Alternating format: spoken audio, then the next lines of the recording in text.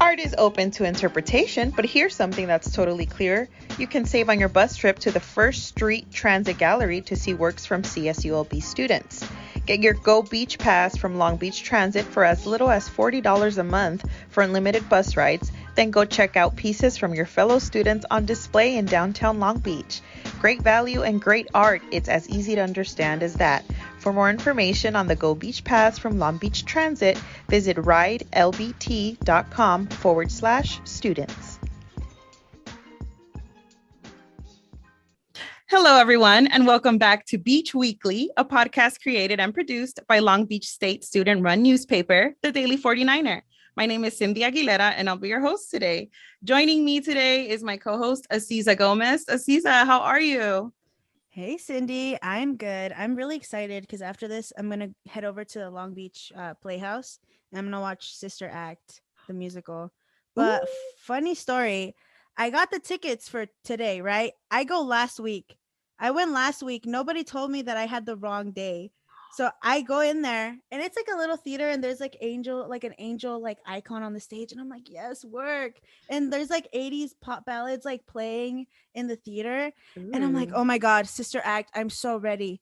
Tell me why it starts. And this is like a serious play about the 80s like AIDS epidemic. I'm not prepared. Whoa. Yeah. So what did you think? I mean, tell us. Well, I thought it was awesome. I thought it was awesome because I never experienced like live theater in such an intimate setting, like at the Long Beach Playhouse. If you guys have never been, it's like a really small theater, but it was really interactive and cool. But still, I was not ready emotionally to see a play about that. Yeah. I was Those are pretty expecting to strong see, themes. yeah, I was expecting to see like 80 nuns like rocking out on stage, but nope. So would you recommend the play to other theater goers? I think so. I think it was good. I honestly I couldn't stay past act 1 cuz I just wasn't in the headspace to watch it. And I also had to drive home to Ontario and it was like already 9. I was like, "Should I stay for the rest of the show and just drive for an hour?" And I was like, "I'll just go home." But it was good. It was good. Awesome. That sounds great. Okay, and our guest this week is Daily 49er editor and reporter Kevin Caparoso. How is it going, Kevin? It's going pretty good right now. That's awesome. Happy to have you here. And let's get this episode started, shall we? Today we'll be covering Long Beach State news as usual, and we're also celebrating Halloween by counting down each of our top 5 favorite horror movies in anticipation for Halloween, which is just a week away. But first, Aziza, Aziza, get us started on the news this week. What you got, girl? So, Long Beach State students share issues over rising permit costs and lack of parking spots. When the COVID-19 pandemic forced classes to move online for a year and a half, CSULB's parking permit sales dropped. Now, CSULB has created a 5-year plan starting this fall that will continue to increase the price of every parking permit fee. The fall 2021 parking fee schedule video on the Parking and Transportation Services website explains that the increase in permit prices is necessary to create a quote, sustainable parking budget and to cover the vital infrastructure repairs needed this year. Chad Keller, a digital content specialist for parking and operations, said the department's leading source of revenue comes from student parking permits, which make up 86% of the department's funds. Despite the 21.4% in revenue loss, many students felt that the price increases meant to create a sustainable parking budget were not reasonable because there are not enough spots close enough to upper campus, making it difficult to secure a parking spot that does not require a 15-minute walk to class. Funny enough, though, CSULB has the most parking available out of all the Cal states, with just a little over 14,000. Isn't that crazy? Yeah, let me tell you, as somebody who does have to walk 15 minutes from my car to class, it's not fun. And, especially when you're getting caught in the rain out there, it's not cute. Oh my God. It is not cute. I just wish there was more like shuttle stops. I haven't really gone on the shuttle since I like stayed at the conservatory because the parking lot and the conservatory is so close and like reasonable to it. I feel so blessed. And I'm So sorry. are the shuttle rides free? I thought they were charging. I think they're free. Last I knew they were free. You just needed your student ID. Oh, good to know. Good to know. Good to know. Anything else, Aziza, you want to share with us this week? Yes, flu season has hit its peak during the fall, but the amazing student health services on campus have your back. The Student Health Services is providing free flu vaccines to students and faculty members around various locations on campus throughout the fall 2021 semester. Getting a flu shot this year has held increased importance because influenza and COVID 19 share similar symptoms such as coughing, fever, body aches, and fatigue. The free flu shots started this month and will keep offering them until Wednesday, December 1st. Students that receive their shot will be entered into a raffle for a $50 Beach Bucks gift card each week. So get your shots. That's what's up. Are you guys fans of the flu shot? Have you ever gotten one? I've never gotten a flu shot. Would you for a $50, what was it, $50 beach buck card? $50 is $50. For real. Right, for a Yeah. student? That's quite a good amount of money right there. That's like 5 smoothies. There you go.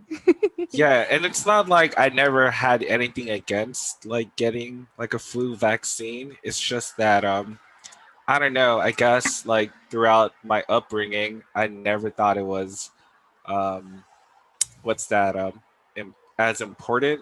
It just seemed like a yearly thing, and I am like educated on how bad the flu was, but time passed by so much. By the time it's like our generation, we just it's just like a common flu thing. So who knows? It's like I just picture that like one day like it's gonna be like this for COVID. Like down the line, people are gonna be like, "Oh, did you get your yearly COVID vaccine?" And people are gonna be like, "Nah, I did it." I mean, yeah, speaking about vaccines and flu shots, there's a booster coming. I don't even know if we got to get the booster now.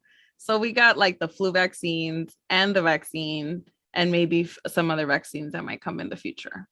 I'm down for a flu shot, especially if our school's giving away some money, and that's nice. But yes, I agree though. Like I never really thought flu shots were like a necessity. They just kind of seemed like for, I don't know, people who worked in schools or something, or like hospitals, but I was just like, I don't need one. But maybe, I don't know. Think about it. Yes. Awesome. Aziza, anything else? That's all I had on CSULB campus news. Yeah. And in sports this week, we got some good, nice, very, very, I like very heartfelt sports stories. 24-year-old Alex Manfredi becomes one of the youngest directors of basketball operations in the country. Reporter Sanjesh Singh writes, this guy is 24 years old. He is the youngest in that position. Currently, he graduated from Long Beach with a journalism major, came back and is now doing but it's just really nice to see how young people are so motivated. He graduated from Long Beach State as a journalism major, but then decided to pursue a master's degree in sports management. According to a reporter, Manfredi has aspirations of working for a Power 5 conference school at the professional level, perhaps in an NBA team, front office, or even the NBA league office. Coaches are super proud of him, and his team is behind him all the way. And congratulations. In another story, we have our reporter, Saley Orrego, who writes, from Last Chance U to LBSU, Joe Hampton reflects on his journey to basketball stardom. For those who didn't binge watch Netflix Last Chance U, the basketball documentary series, Joe Hampton was one of the predominant basketball players on the reality show. The series focuses primarily on ELAC and how a championship game was ripped from the team because of the pandemic. Hampton appreciates the fame that comes along with the show and is thrilled about the recognition the show has given him. And he even got a shout out from Shaquille O'Neal saying, make a bigger name for yourself and get to this league. So two really, really powerful athletes joining us here. And it's really nice to just hear their stories. It's cool just to see, like I said, young people putting their best effort forward and making LBSU proud. That documentary sounds really interesting. Yeah, those stories are always like heartwarming and inspirational. Like not just stories about like currently who's at campus, but who came from campus and seeing what they've done after. It's like those stories are always great to read about. I agree. I think it's so cool because you see, especially with Manfredi here, he graduated and wanted to come back and work at the school that he graduated from. And I think that's so cool because you can tell how he's built like just that closeness and that bond with campus. And that's really what I think should all strive for before we leave LBSU. All right. So speaking of documentaries, I'm going to go ahead and switch over to some, like, I guess, outside Long Beach news. I wanted to talk about this whole Paris Hilton thing on Wednesday. She spoke on Capitol Hill, introducing the Accountability for Congregate Care Act of 2021, which would provide federal oversight to the troubled teen industry. And this comes after like the Britney Spears documentary and so many others that have like really given us sort of like a peek into the music industry and then the entertainment industry and just how toxic and harmful it is, specifically to young women. Paris Hilton goes on to say in this press conference, I was strangled, slapped across the face, and just a list of just absolutely super, super terrible abusive things that were done to her at these centers. And, her family thought that she was getting the best care possible. So that documentary is available on YouTube. It's called This is Paris. This is Paris, yes. And it's on YouTube. It's free to watch. And I think it's insightful because, again, we're learning more about the entertainment industry and how manipulative it can be. Did you guys grow up watching what was it called? Remind me. Simple Life. Yeah. You guys remember that show? I do remember that show. And Yeah, you're right. How do you guys feel about Paris Hilton so many years later now sharing these just harrowing details? What do you guys think? That's heartbreaking, to hear about. Just like Paris Hilton, she had a good song. What's the name of that song? Stars Are Blind. That's a banger. Shout out to Paris Hilton. That one's fire. That's a classic. It is a classic.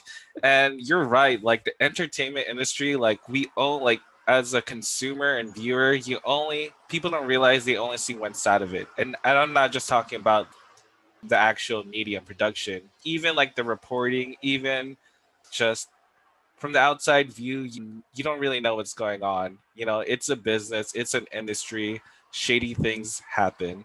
And it's really important that a lot of these shady things are coming, to light. Yeah, it sucks that Paris Hilton went through this, but I feel like she's just one of the many like stars that we grew up watching that have opened up about how exploited they have been.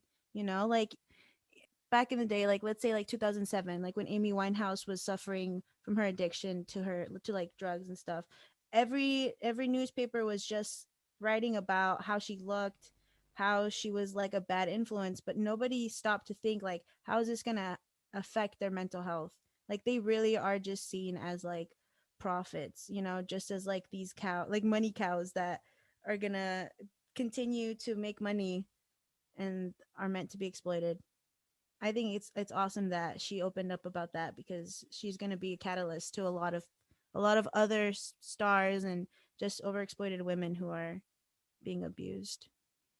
I agree. I think you guys both have pretty real insight here because like you both mentioned, we don't really know the other side, and I think it's brave for these women to come out and speak up and use their platform, to affect real change. And hopefully this act goes into the future and it becomes real and the work does start to happen. And some of these women, hopefully will have a voice to speak up because I just know that they're not the only ones. There must be thousands and thousands of women who still are looking for their justice.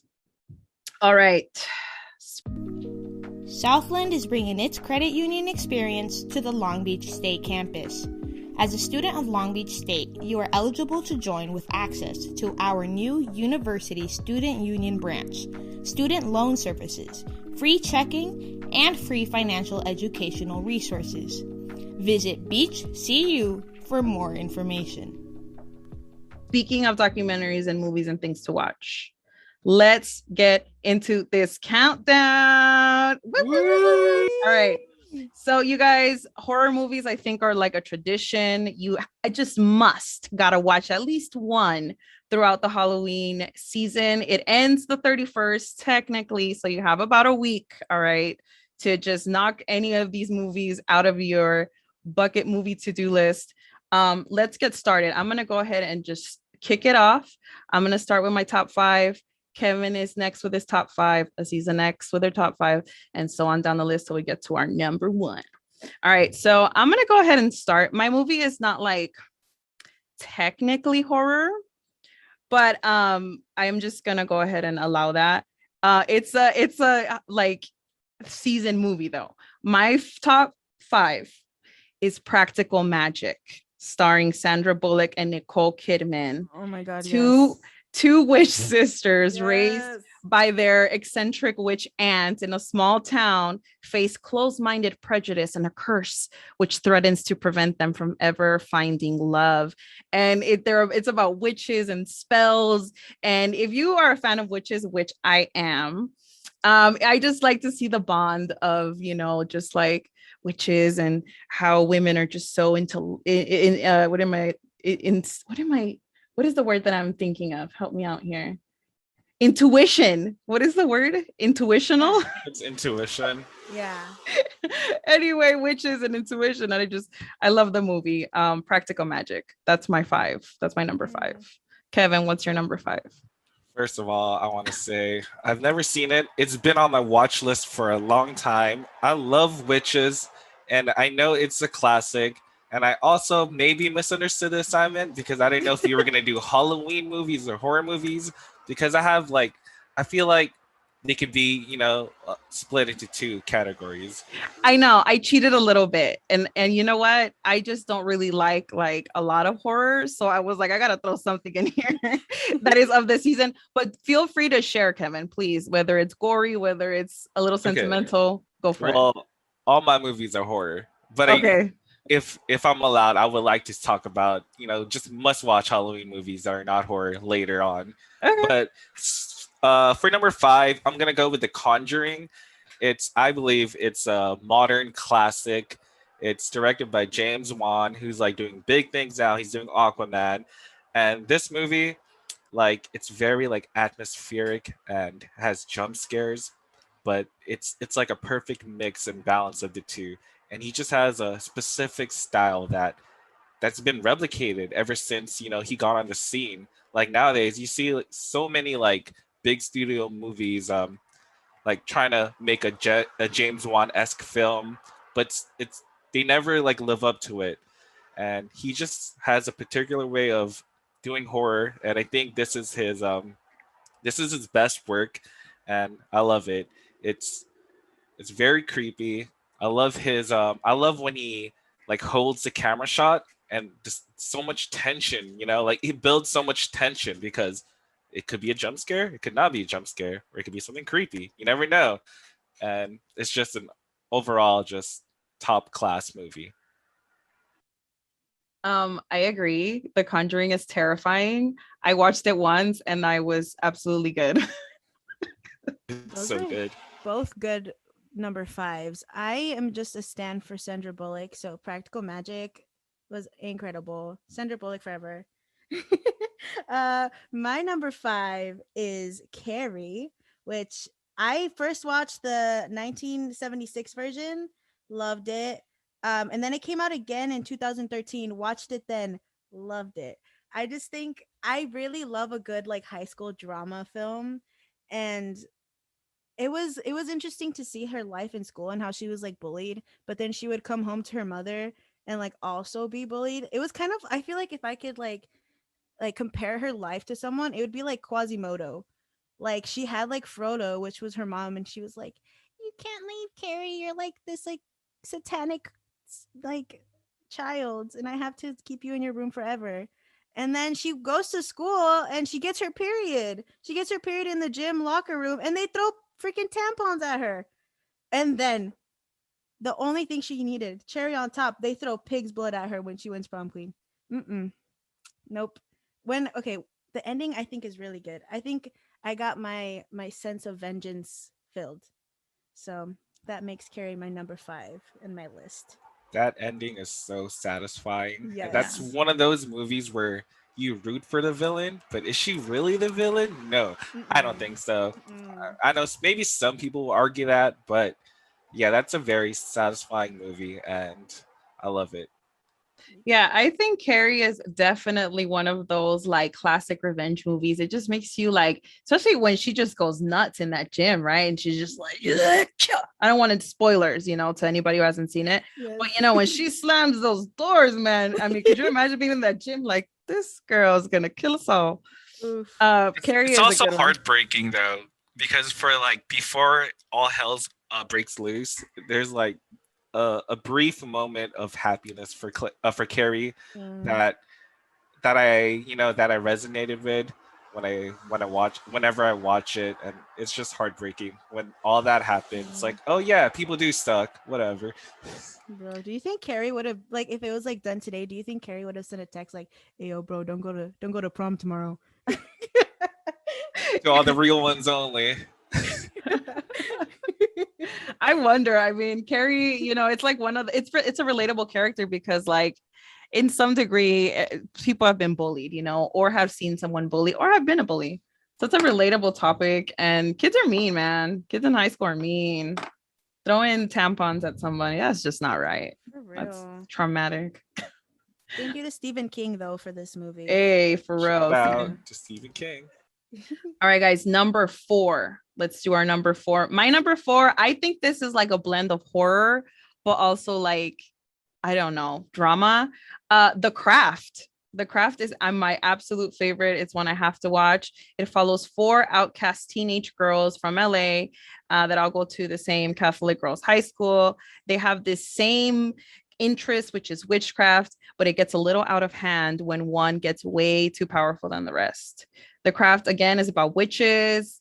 It's about girl power, female intuition. Their wardrobe and the music is amazing. It's a 90s favorite for me. And it's kind of, it's not, there's no blood or guts or anything, but like it's pretty intense. There's some like really creepy scenes in that movie. When that part when she's like, you're sorry, and she's like, her eyes are bulging out of her head, and I don't want to kill it for you guys if you haven't seen The Craft, but download it, stream it somewhere, watch it. We are the weirdos, mister. Hey, that's my favorite. Let's go. Nah, back-to-back witches. I love it. On Straight brand. bangers. Yeah. Straight I love it. bangers. Straight bangers. Killing it. All right, Kevin, number 4. What do you got? For number 4, I'm going with Rosemary's Baby. It's that movie. That movie is so creepy, and like it's funny because that movie doesn't really have any. I don't think there's any gore or anything in it.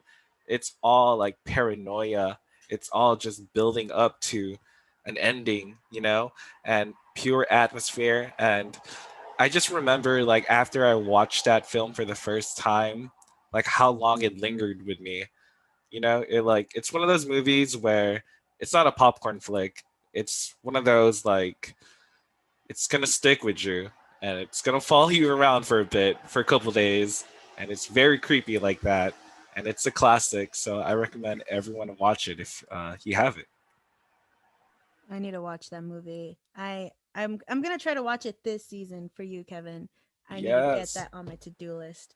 You gotta But- let me know. Yeah, I'll let you know. Okay, my number 4 is Midsummer. It came out in 2019, and I actually remember I was in Boston at the time, but I was in Boston for a summer program, like for music. And some people would have been like, "Oh my God, I'm in a new town. Let me like explore." For like all the weekends I was there, all I did was go to the movies. I'm just like so introverted. I don't want to see anyone. But I saw Midsummer, and when I left the theater, I was like traumatized. Like it was such a traumatizing film. So it starts off the main character, she finds out like her family has like died, right? And she like tells her boyfriend, but her boyfriend was already gonna break up with her because he just wasn't feeling it. So like you start thinking like, oh my God, what if my family died and my boyfriend was like with me out of pity? That's just I always put myself in the character situation, And I think that's why I like traumatize myself. So I'm like, damn, what if that happened to me? But yeah. So I haven't seen that movie. I haven't heard of it, but I'm gonna look into that because it's really good. Would you describe it as a thriller, suspense? It's definitely horror? It's a psychological horror film. Okay. Yeah, because it's all about like I feel like it's about like that interpersonal like dialogue between characters, and a lot of Ari Aster's films are kind of like that, where you kind of have to pay attention to the little things because they're going to come back like towards the end of the film. I think he also is just really good at making super weird like scenes make sense. Like there's so many scenarios where you're just like, what the fuck? I don't want to ruin it for you. But weird. It's so weird. It takes place in like the USA first, but then they travel to Sweden. I'm gonna leave you with that. But if you've seen what was the other movie that he made? Wait, what is it called? Oh, the other movie is on my list. Okay. Oh, I'll leave it to Kevin. Leave it to Kevin. All right. Let's get through this. Let's get through my number 3. I don't know what number it is on your list, Kevin, but let me get to my number 3. Okay. My number 3 is Halloween. All of them, even the Rob Zombie one. The Rob Zombie one is like, I feel like people debate that they don't like it or something. I don't care. I like the Rob Zombie version of Halloween. If you have not seen that, it's a little like more grungier, a lot more modern, and it's very creepy. But the Halloween, like the original series, the whole movie, what is it called? Like collection or whatever. Franchise. Here we go. Yeah. It starts in 1963. 6-year-old Michael Myers brutally murdered his sister. He was sentenced, locked away, and somehow this dude just always gets out. They can't keep him in these institutions. He always gets out and he always looks for his sister. The latest one, there's one actually streaming right now on Peacock. I'm going to watch that this weekend because I want to watch it. I want to be scared. He finds her again.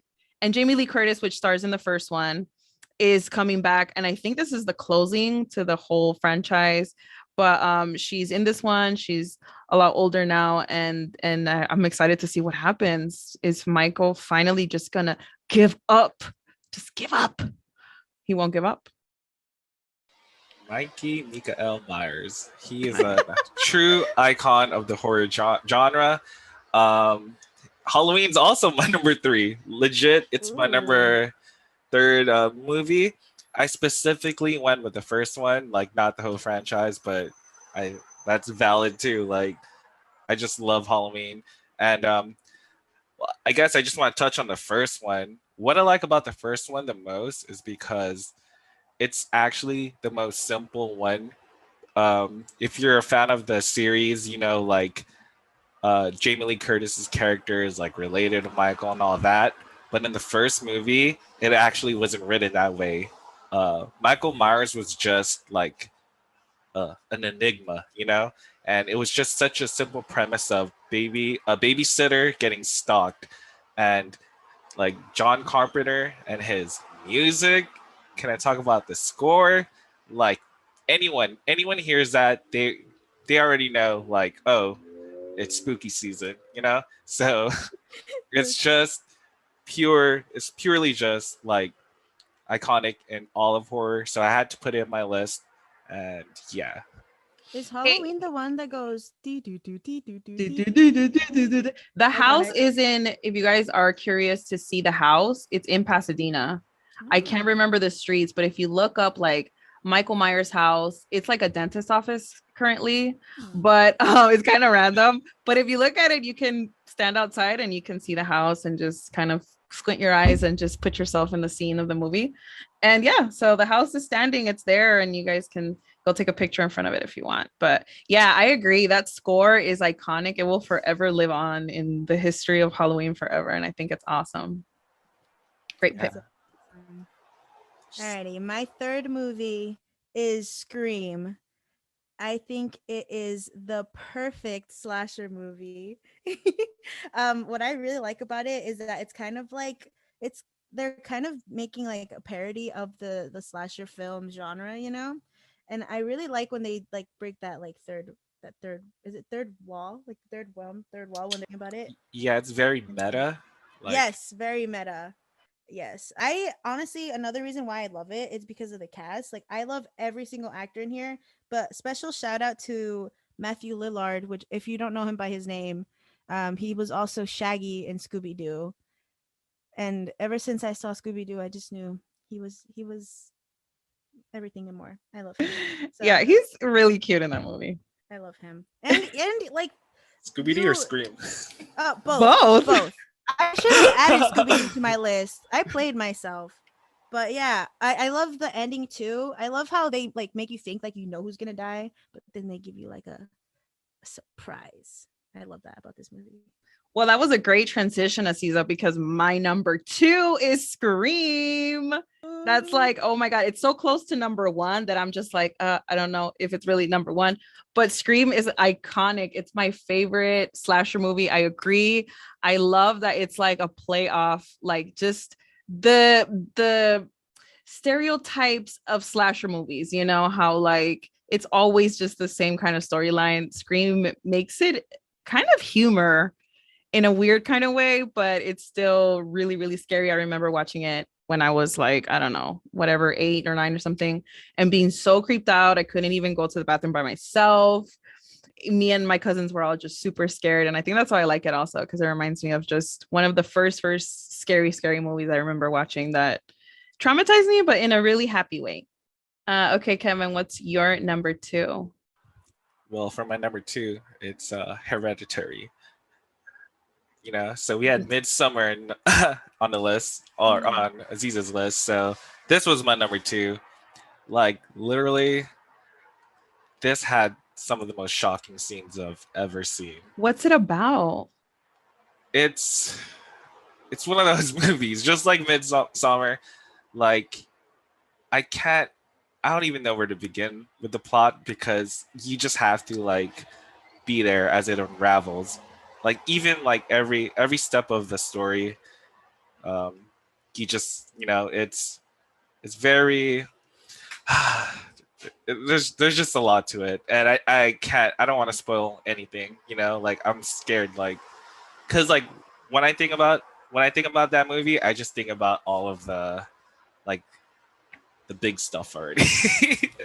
Sorry, I didn't prepare for this. I should have, like, wrote down the little synopsis. But yeah, like, what's ingrained in my mind is all like the big things, because like, I chose this movie for number 2 because like, the psychological horror genre is getting pretty popular. But what I've noticed is that a lot of them don't really pay off. Like, they'll build the tension, they'll have the atmosphere, and by the end, they never really pay off. But this is that movie that pays off, and it Yes, just keeps sir. going and going and going. And that's what I love about it. Existential dread, impending doom. It's got it all. And I just recommend you watch it at least once. Yes. Impending doom sounds terrifying, so maybe I should. Mm-hmm. Yes. Anything honestly by Ari Aster, whatever his name is. I'm blanking, sorry. But he's really good and all his movies are amazing. I can't wait for the next one that he comes out with. But my second movie is Us by Jordan Peele. I saw that movie in theaters 4 times. I saw it 4 times because I was working at a movie theater when it came out, so I was just like going in there during my breaks, and when I finished all my classes. I think Jordan Peele is so, like, he's so wise, and he uses such great symbolism in his films. Like, he's one of those directors where you can watch his film like 9 times and there's still little gems that you're going to pick up on. I think every choice that he makes is amazing. Like, the music, Michael Abel's amazing. I think he uses solfege in his music, like just literally just like solfege syllables, and he makes it super creepy. I spent a lot of time just like looking up like movie facts about this when it first came out. I haven't seen it in a while because I have a feeling that if I keep watching it, it's not going to be special anymore. But I'm gonna have to get over that fear and watch it soon because it's really good. Also, if you guys have seen it, do you remember like the little girl in the first like part of the movie? She's wearing a Michael Jackson shirt. I was wearing that same Michael Jackson shirt when I first watched it. I freaked out. Oh, Yeah. that is scary. Yeah. Nothing's a coincidence. Have you Mm. heard? Mm. Nope. Stop. Us is good. Us was one of those movies that I was like, wow, like I mean, it's you can apply it to real life in a way. It's still really scary. It's good. I agree. Jordan Peele is doing his thing out here. And isn't he coming out with a new movie coming up soon, I think, if I'm not mistaken, or is it a series? I'm not sure, but I saw Candyman, which I think he produced. It Oh, was there we go. It's also Candyman. really good. Yeah. It Mm-hmm. was fantastic. You Oh, know, okay. yeah. Another thing that I like about his directing style is that he adds a lot of like pop culture references, like in the 80s that like hands I think it was Hands Across America. Like he literally has like the underground people like Oh. form, and I just think everything about his writing is incredible. Like the fact that he had like a story for the tethered people as well as their own language. I Yeah. think that's super cool. And it's just super creepy to think like, what if there is an underground and there's like a freaking twin that I have under there that An Yeah. just evil twin. who just talks like a super late like old smoker. Oh my god, stop. Please don't do that voice. Wait, can you hear me? No. Jordan Peele is a master, like us Yes, showed I love that him. Get Out wasn't a fluke, Mm. like once I saw Get Out, I was like, man, this guy knows what he's doing because you're right, like everything he puts in the movie has purpose. The symbolism is like very in depth, but not super pretentious where it doesn't make sense, like it's just really, he's just a really good director and writer. Yeah, even I think he was the one that chose I Got Five on It to be like rearranged. Like the arrangement that they did on that song, they basically own the song now. Like I can never listen to that song and not think of us. Made a party song into a scary song. Yeah. What a guy. That takes Mhm. talent. Yeah. That is. All right, guys. So we're down to our number one favorite horror movie. And I agree with you, Aziza, on this. Like, I don't watch my favorite movies often because I don't want to lose like that feeling of my favorite movie. Like, I don't watch them often. Hellraiser is one that I definitely watch like once a year, and it's like an event. Hellraiser.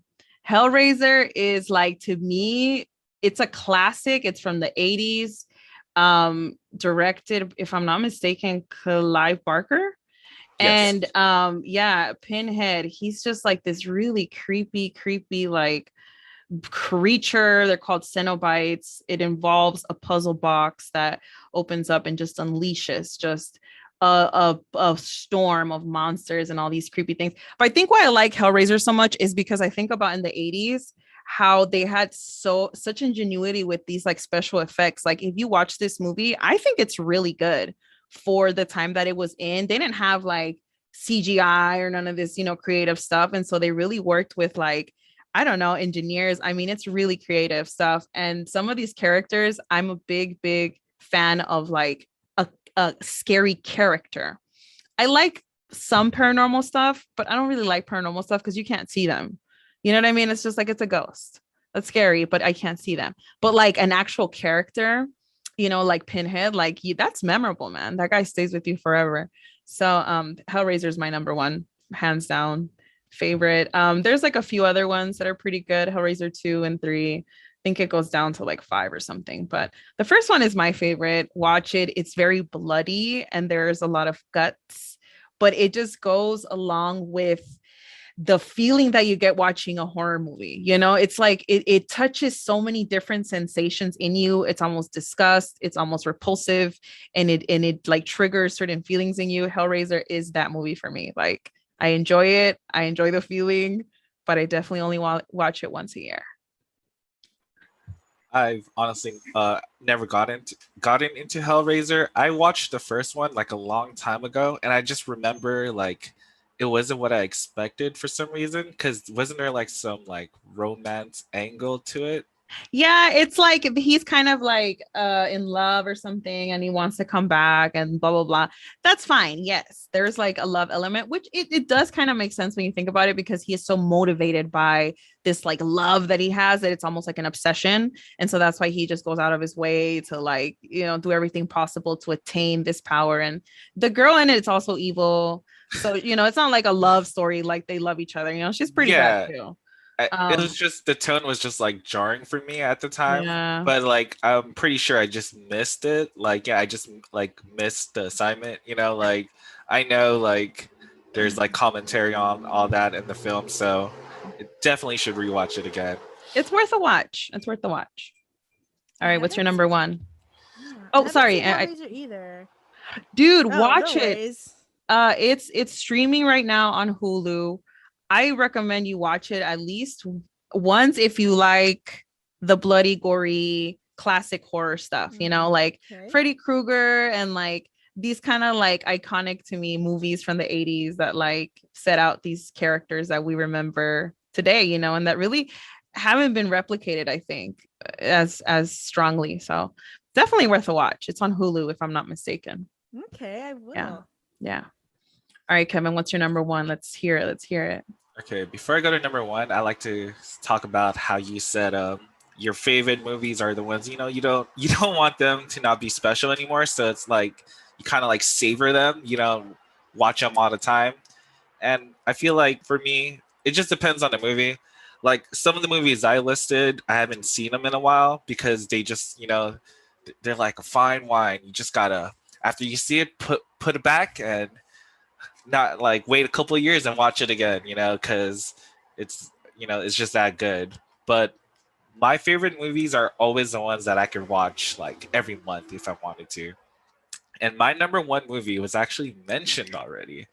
And I know this is a personal favorite because I grew up on this movie and it's Scream, and I could say like the whole franchise. I can go on and on about the whole franchise. First of all, I really believe Scream is like the horror movie for horror lovers. Like you won't truly appreciate the film if you don't love the genre already. Like it's not just like a scary movie you can like show someone on a date or something. Like you can't bring a normie, You gotta you gotta bring a true horror fan, and they've probably seen it already. But it's I one that really, there's so many aspects of the series and the first film that makes me love it. I love the meta and the self-referential and self-awareness because it knows what it's doing, but it's written so good. It has like top-notch writing by Kevin Williamson. Like it's self-aware of all the stereotypes it's hitting, of all the cliches it's hitting, and it's pointing them out without being too on the nose, you know? Like it's not like a Deadpool or anything. You just have to catch it. You just have to catch the bits of dialogue. And I love how every scream has social commentary in it. Like each one touches on different like social constructs or whatever is like of the time period it's released in. Like the first one, it has the 90s charm. And I believe, in the 90s, I think like violence among like media and stuff was like a big thing. And, video games was like the scapegoat, rap music, uh, you know, bad, scary movies, like that was like a big political issue. And I love like the line at the end of the first movie when Billy's like psychopaths don't what does he say? Oh no, he says movies don't create psychopaths, movies make psychopaths more creative. and that is so fire. Oh, so It good. it's so good, and each movie builds upon that. Each movie builds upon whatever's going on. The fourth one came around the time of the rise of social media, and I don't need friends. I need followers. I need fans. Like each one is just special to me. So just I could pop in any of those films and just really enjoy it, and it's my number one. It's not streaming anywhere. I wanted to watch that this week, but it's not anywhere. Okay. So this my number one. I didn't even have to think about it. Once JT said Halloween special, it came to me. And that is Silence of the Lambs. Silence of the Lambs. I saw it my sophomore year of high school. It again traumatized me. Um, After seeing it, I literally went into a deep dive on YouTube about like cannibalism and like real cannibals, you know? I didn't have to do that to myself, but I did. And yeah, it was like super scary, but I think one of the first things that scared me about Silence of the Lambs was the fact that Hannibal Lecter was like a literal like psychologist himself, but also a cannibal. Like the fact that he could like have all this knowledge about the human psyche but also eat humans. I was like, what the fuck? Like, that's so scary. Yes. And actually, that was never in the movie. I don't know if it's like the Mandela effect, but Oh, he never says that in the movie. But I don't know. I feel like that's a lie. I can remember him going, "Hello, Clarice." Like I can hear it. But I Right? guess yeah. I think I read in the article that it said he says "Good afternoon, Clarice" or something like that. Kind Well, of like the "I am your father" thing. How that's yeah. not Yeah, really the line. exactly.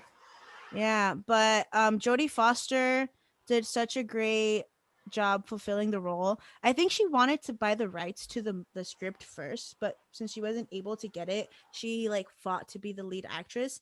At first it was supposed to be Michelle Pfeiffer. So if Hmm. you can imagine Michelle Pfeiffer being Yeah. Clarice, yeah. I But like then Jody. yeah, Jodie kills it. I think Michelle was like saying like, "Oh, this is a little too dark." Which yeah, it's a really dark movie given like Buffalo Bill, who's the villain in the like one of the villains in the movie. He was one of Hannibal Lecter's patients, and he has like an obsession with female skin, and he ends up making like a bodysuit, and he captures I don't remember if it was like the mayor's daughter or this like a state senator's daughter, and they tell Hannibal Lecter that if they help he helps them like find Buffalo Bill, they'll like move him to a isolation center like in an island or something so that he could at least like walk around. But yeah, it takes you through such a journey, and you're rooting. It's crazy because you're rooting for like Clarice because she's been like through a lot just being like a woman in the FBI, but also you're rooting for Hannibal Lecter too because you're like, you know what, he's fucking crazy and he could eat me, but like we want him out of jail. Like he's too smart to be in jail. But anyways, he does. Okay, I'm gonna share this iconic quote. So he does like manage to escape, and he's like, "Oh, I'm just gonna have a friend over for dinner." And he said that as a guy was randomly walking past him because he was about to eat him. I was like, King. I saw Silence of the Lambs King. too. Yeah, I'm sorry. I love him so much. I don't love Hannibal Lecter, but the actor and Anthony Hopkins, he's just amazing. Like yeah.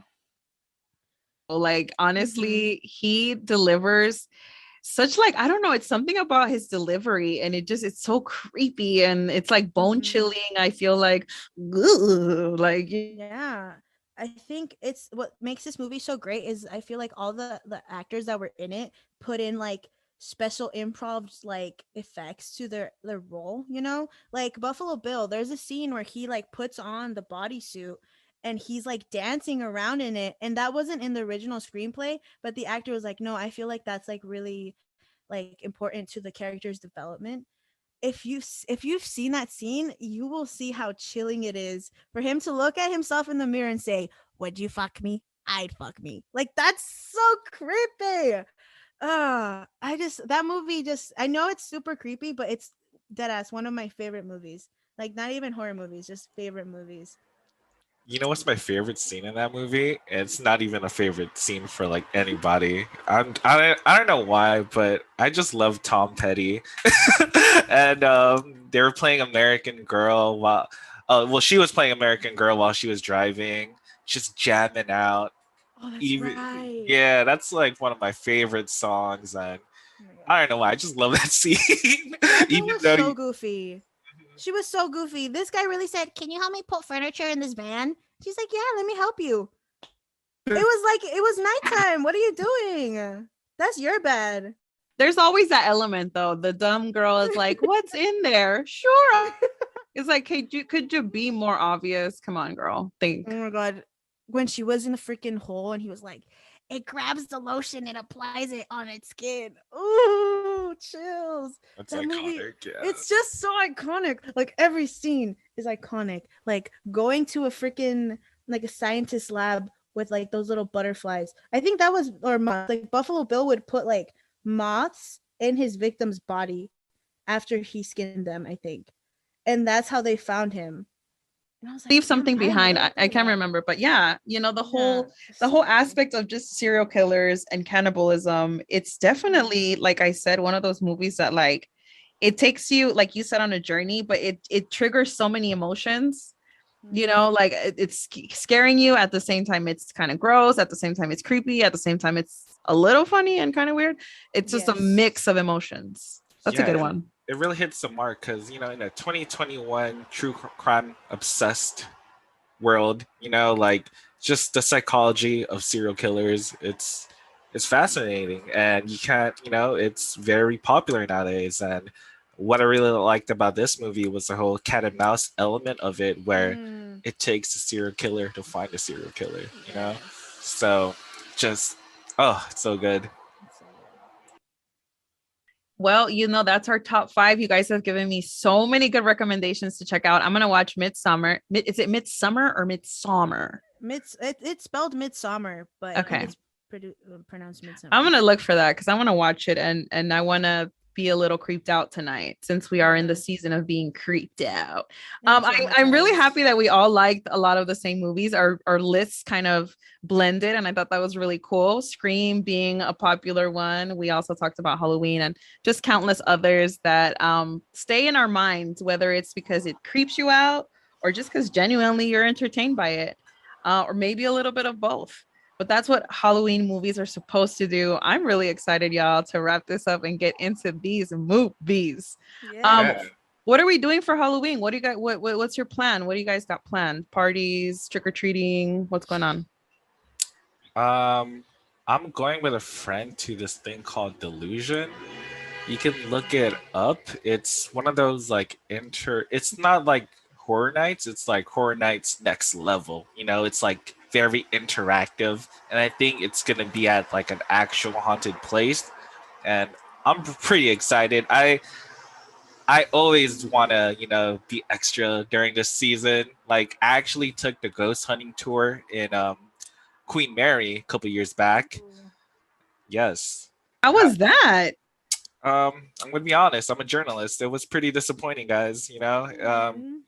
I really wanted to believe I did, but it was. I think you're better off just taking a normal tour and letting your imagination run wild. But it's something I wanted to get done because I love all that stuff. I love all the activities you can do during this month. So yeah, I'm gonna go to Delusion. It's it's like it's not like a tour or anything. A it's also like a kind of like a haunt, but more like theatric. Yeah.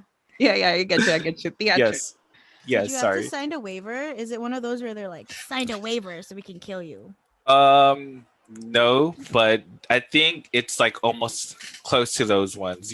Those ones where you have to sign a waiver. I think I remember like looking at the website and looking at the people who are like putting on the production. I think they've done stuff like that in the past, where you start off like kidnapped or something, and you gotta like find your way out, and the actors can actually touch you. But for this one, it's not gonna be like that because I'm not down for that because that's just it's just rude, you know. Yeah, first of all, I'm a fighter. I'm gonna fight back, you know, and I don't want to get a lawsuit out here. Exactly. If you're gonna put me in that situation, I'm gonna get into the role, and Mm. me being in the role means I'm putting my hands up. You know, like I'm getting myself out of there no matter what. But luckily, this one's not like that.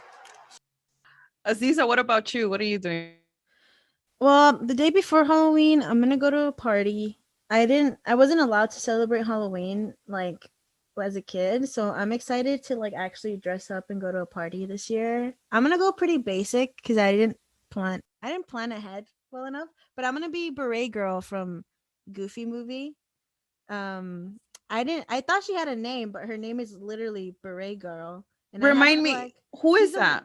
She's the one that wears the black. She's like the poet. She's in the poet, like in the Oh, club. the cool one. Yeah, long turtleneck, She does the beret. Yes, that's gonna be me on the 30th. I love that. I love that. Yeah, I feel like I'm gonna actually work on Halloween though. I feel like that's what's gonna happen to me. Oh. I've been there. Sometimes, you know, it'd be like that. You got to work on the holidays while everyone goes out and have fun. But that's all good. I hope that you both get to do some fun stuff Halloween weekend. I think it falls on a Sunday. So you have Friday, Saturday. If you want to be a little crazy, Thursday, you can get started early. For me, I'm just going to party on Friday and just kind of take it easy the rest of the weekend. Maybe stay in, maybe bake some Halloween cookies, watch movies. But yeah, I'm definitely going to try to at least hit one Halloween party. Guess who I'm going to be? I'm going to be Scream. What's his name? Scream. Oh, Ghostface. Ghostface. Yeah, I have the costume and everything. So I'm going to be iconic. I'm going to be not Ratchet Ghostface, but party Ghostface. Bad bitch Ghostface. The party Ghostface. Halloween. The what's that? No, Oh yes. I love that. Nothing, chilling, killing. Yes. Ooh. Can we just shout that movie out just once? Scary movie, man. Like, wait, was that Scary Movie? Yeah, right. Yeah. Scary Movie. I went Scary Movie 1. Yeah, when those movies came out, I mean, that's like a parody right there. You know, it's like an obvious parody, but iconic again. It is. Oh my gosh. You guys are getting me excited. I know. I'm having a Halloween party too, but I still haven't figured out my costume. So hey, you have a week. You got a week to get some ideas and get creative. You know, for the last few years, I've done DIY costumes, and you know, it's fun, like to put a character together, and it's sometimes even cheaper. So. Oh yeah, I think it's a lot cooler if you just DIY it because man, it's your own. Yo. Totally. You guys want to talk about like some Halloween trends? I feel like Squid Game costumes are like super popular right now. Like at least like every third Instagram ad I get is for Squid Game like tracksuit. I mean, it's kind of easy to put together, right? It's just a tracksuit and like a really desperate look on your face. And it's like very distinct, you know, like you could, you know, if you see it, you'll know exactly where it's from. You know, it's not very like a discreet costume. It's very easy, recognizable. And it makes sense why, and the show is popular, so it makes sense why it's a very popular trend right now. I don't know, what other costumes do you think people are gonna do a lot this year? Probably Purge. I feel like since Purge came out, also Purge was supposed to be on my list. The first Purge, that's my favorite one. Okay, the first Purge, Purge is pretty creepy. The whole concept when you think about it. Mm-hmm. Purge. I don't know. I go for when I pick a costume, I just pick stuff that I like. I've dressed up as Amy Winehouse, and I sewed a wig and everything. It was like a whole thing. Yeah, you did like her beehive, like her. Iconic? Yeah, girl. Oh my gosh. Like one wig was the beehive. Wig number 2 was this down here. Like it was a whole production. I was like the eyeliner and everything. Yeah. I need to see this. Please send me pictures if you have some. Man, I want to. I know. I got to do that costume again, man, and get those 2 wigs and do it over. And like, yeah. I know. Amy Winehouse is amazing. Most of my costume has been simple. Like one year, I dressed up as Shaun from Shaun of the Dead. I just had like a white button up with a red tie and like blood all over myself and just the black slacks. Nice. But people recognized it. Yeah. So Oh, there you go. That movie is so good. That's a good one too. Yeah, zombies, right? Mm-hmm. It's just zombies. What about zombie movies? You guys like zombie movies? No one mentioned zombie movies. Oh yeah. I mean, Yeah. All right. I mean, yeah. I mean, I like them, but they're never really my favorite. Yeah. Except for Shaun of the Dead, it's one of my favorites. Like the movies that I always tend to watch over and over again do have the comedic element to it, Yeah. and like I don't know, like more than just typical scares because like Shaun of the Dead, it's like it's not only funny, you really care about the characters. You're really invested in them. You know, you want them all to like just have a good life. You know? Have a good life. I think the zombies from Thriller are my favorite zombies. So. Oh, those are the best. Michael Jackson as a zombie. Mwah, mwah, mwah. If I saw a zombie moonwalking to me, I'm gonna moonwalk the other direction, dude. I thought you were gonna say I'm gonna walk right with him or something. Just join and start doing it together. Oh, actually, not kind of Halloween related. I want to talk about like the cultural resurgence of movies that were considered bad when they first came out, but now, like in 2021, especially with Gen Z, they're like icons. And I'm talking about Jennifer's Body and Twilight, because when those two movies came out, you know, like people just disregarded them. Mm-hmm. But you know, they are works of art. They're coming back.